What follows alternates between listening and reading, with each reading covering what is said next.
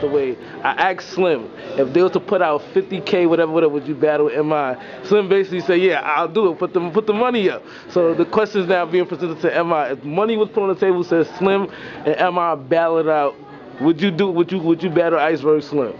For 50K? I don't know those. Dollars? I mean, sure, I would, but you have to pay me like 50K to show up. You know what I mean? I respect Slim as a musician, you know what I mean? That's real, I mean, but there are issues that need to be addressed. There's no beef, absolutely no beef. Me and him have met in Nigeria a couple times, that's cool. But he did ask a question about who's the better rapper. So right now, I gotta say, if you wanna fight, who's the champ right now? You know what I mean? The boxing champ. You gotta pay some money to show up. You know what I mean? To get that fight, you gotta pay some money. So right now, Slim, I do hold the belt. So you need. Yeah, I heard it here first. MI officially say he holds the belt first. Maybe a couple, you know. Now, a lot of people don't believe, like, when they hear you speak, a lot of people don't believe that you're not from the United States. When they hear you speak, it sounds like you're one of the dudes here who grew up in America. So where did you go to school at and things like that? Yeah, I went to I'm not proud of this because it's like a really small school. I should have gone to like one of the big, you know, but it's a school called Calvin College out of Grand Rapids, Michigan. I actually, you know how you can just grow up and always like be all into Nigeria, I mean American culture. So I actually just sort of prepared myself to be here in America. But when I got out here, that's when I really fell in love with Nigeria. You know what I mean? And so I'm blessed to be back home. When you're here, and it helps if you switch up the accent a little bit and speak so people can understand you. You know what I mean? But the truth about it is I'm Nigerian, like hardcore. Well, exactly what part of Nigeria you repping? Yo, I rep all over, man. I'm from Taraba State. I grew up in Jos. That's my home city. I rep ABJ because that's where Chocolate City is based. I rep Lagos because that's where I live. I rep PH because that's where the struggle is right now, that oil money. I rep the East because those are the boys that make everything that we consume in Nigeria. You know what I mean? I rep everywhere, man. Now, one of your songs, you made a reference to like local area boys.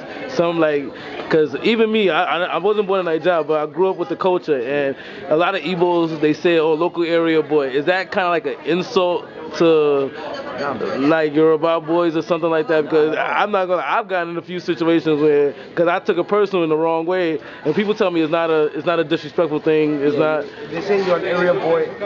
I guess it just means like the area boy say that with pride. You know what I mean? Like.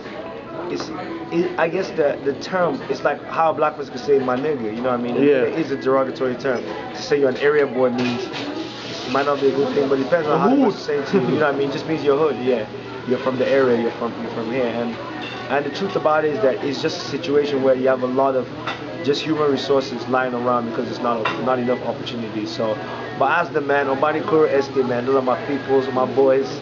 They rep hard for me. I love my area boys around my area. Now, you were recently nominated for Best International Act by the BET Awards. Yeah, man. How was the, like, you've won so many awards as it is already, but how did it feel to actually be at the BET Awards? It was fantastic. I mean, just a great experience. And it's sort of, I think I needed it to sort of remember, like, what you see is like, there are a lot of cats out here that are really hustling. Like the first time I heard like the Big Boy remix, I'm like, first time I heard Proto, I was like, yo, these guys are nice. Like they could make it in the States, you know what I mean? But what you see is that because now in MI and NOC we're doing well in Nigeria, a lot of these guys leave and come back to Nigeria. And so I think the next step is together as an industry to stop pushing to go mainstream. And what's mainstream as far as the world is concerned, that's the US. You know what I mean? But my thing, do you think the mainstream US industry is ready for, like, 'cause honestly, the production in Nigeria as far as music beats and rapping, honestly to me is better than the stuff we hear on the radio here. Yeah, do you think they're really ready for that international? I think, this is what I think. I think that when Obama was running, I remember they said, is the state's ready for a black guy? And the person said no, but not this black guy. You know what I mean? You need the person.